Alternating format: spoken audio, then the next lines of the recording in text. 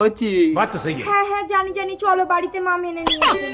মা, এই মাকে প্রণাম করো প্রণাম করো। থাক বাবা, জামাই নিচু হলে তোমার কোমরে লাগবে।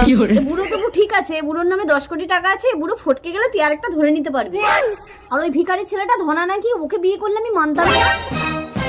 এই চলে এসো, আজ আমাদের ফুলসজ্জা। সে বয়স কি আর আছে? থাক থাক, ঘরের ভিতরে আর বুড়ো সাজতে হবে না, এবার আসল রূপ ধরে খাটে উঠে এসো। আসল রূপ মানে? আরে ধনা, তোমাকে মা মেনে নেবে না বলে তোমাকে আমি বুড়ো সাজিয়েছি।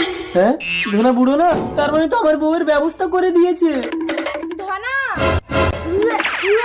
যে ভয়টা পাচ্ছিলাম সেটাই তো হলো। তুমি বাবা হতে চলেছো সম্পদ। আমি না, ওই শালা ভিখারি ধনাই সর্বনাশটা করেছে। অবশ্য তার কি দোষ, তোমারই তো বেশি লোক। আমি সব জানি, গরিব ধনাকে মালতীর মা মেনে নেবে না বলে বুড়োর সাথে 10 কোটি টাকার গল্প দিয়েছে। মালতী, ধনা তাই আমি মালতীকে ছুঁয়ে প্রতিজ্ঞা করেছি, মালতীকে ছাড়া এই জীবনে আমি কাউকে স্পর্শ করবো না। আমাকে ভুল বুঝো না সম্পদ। দূর পাগলি, আমি তো গেছি মাত্র 2 ঘন্টা, 2 ঘন্টায় কেউ মা হয়?